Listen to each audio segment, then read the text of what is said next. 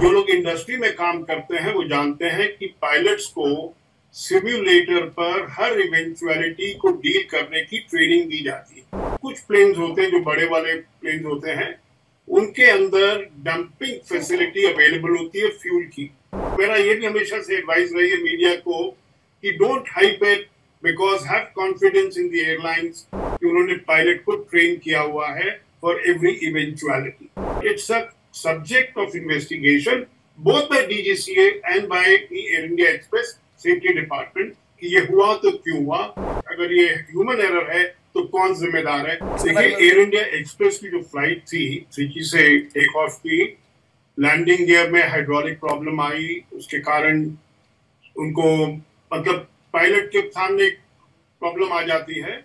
लेकिन खुशी की बात यह है कि प्लेन सेफ्टी लैंड किया, नंबर 1। ये सेफ्टी एलिमेंट होता है लोगों को पैसेंजर्स के बारे में। लेकिन जो लोग इंडस्ट्री में काम करते हैं वो जानते हैं कि पायलट्स को सिम्युलेटर पर हर इवेंचुअलिटी को डील करने की ट्रेनिंग दी जाती है।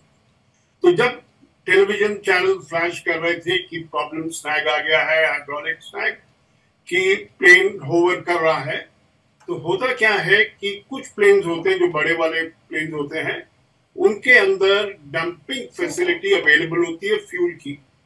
और ये एक स्टैंडिंग ऑपरेटिंग प्रोसीजर होता है एविएशन इंडस्ट्री के अंदर में कि जब प्लेन लैंड करता है तो उसका वेट लाइट होना चाहिए। और अब क्योंकि प्लेन टेक ऑफ ही किया था तो उसको 2 घंटे के करीब होवर करना पड़ा ओवर द एयरपोर्ट के सराउंडिंग एरिया में, जैसे कि फ्यूल बर्न हो जाए और प्लेन लाइटर हो जाए लैंड होने के लिए। तो ये जो सिलसिला है ये एकदम स्टैंडिंग ऑपरेटिंग प्रोसीजर्स है। और जैसे आपने देखा कि how the airport reacted to it, कि ये भी स्टैंडिंग ऑपरेटिंग प्रोसीजर्स होता है कि जब पायलट इन कमांड एक इंडिकेशन देता है कि उसको कुछ प्रॉब्लम हो रही है, तो ग्राउंड सर्विसेज की जो होती है, चाहे वो एम्बुलेंसेज हो, चाहे वो फायर ब्रिगेड हो, ये सब अलर्ट पे हो जाते हैं। So the drill that is prescribed was fully followed and it's a very welcome feature. sigh of relief can be, मतलब हम लोग देख सकते हैं कि एकदम प्लेन सेफली लैंड कर गया and all plane passengers were safe. तो ये एक मेरा मानना है कि जब इंडस्ट्री के जो लोग हैं और वो ये जानते हैं कि पायलट को किस प्रकार की ट्रेनिंग दी गई है, तो हम लोगों को चिंता नहीं होती है।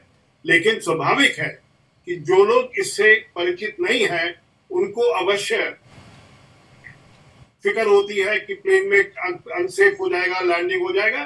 तो मेरा ये भी हमेशा से एडवाइस रही है मीडिया को कि don't hype it, because have confidence in the airlines कि उन्होंने पायलट को ट्रेन किया हुआ है फॉर एवरी इवेंचुअलिटी। सर, ये एयर इंडिया का प्लेन था, तो ये शारजा जा रहा था प्लेन, तो अब इन पैसेंजर्स को क्या करना पड़ेगा, क्या फैसिलिटी मिलेगी एयर इंडिया की तरफ से? देखिए, एक चीज और होती है कि एवरी इंसिडेंट के बाद एक इन्वेस्टिगेशन होता है जो कि एयरलाइन करती है और डीजीसीए भी करती है। तो देखना ही होगा ये हुआ तो क्यों हुआ, स्नैग आया तो क्यों आया।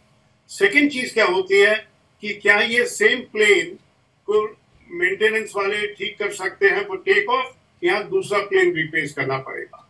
ये एक दूसरी बात है कि एयर इंडिया डिसाइड करेगी, एयर इंडिया एक्सप्रेस डिसाइड करेगी कि उनके पास कोई दूसरा प्लेन वहां पर अवेलेबल है, कितनी देरी होगी, पायलट का ड्यूटी टाइम लिमिटेशन तो नहीं आ रहा है बीच में, तो उन कैसे पैसेंजर्स को भेजा जाए। And I am sure Air India Express will take care of the passengers on ground कि उनकी इनकन्वीनियंस को कम से कम किया जा सके।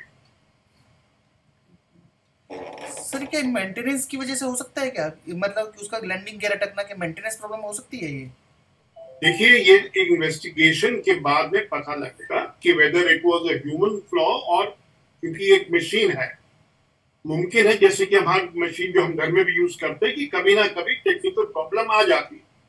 But it's a subject of investigation both by DGCA and by the Air India Express safety department कि ये हुआ तो क्यों हुआ, और इसका अगर ये ह्यूमन एरर है तो कौन जिम्मेदार है। ये सब लेड आउट होता है डीजीसीए मैनुअल में, एयरलाइन के मैनुअल में, how to hold somebody accountable for interest, क्योंकि सेफ्टी एक ऐसी चीज है जिससे बिल्कुल भी खिलवाड़ नहीं किया जाता। न्यूज नेशन अब व्हाट्सएप पर खबरों की ताजा अपडेट के लिए न्यूज नेशन के इस क्यूआर कोड को स्कैन करें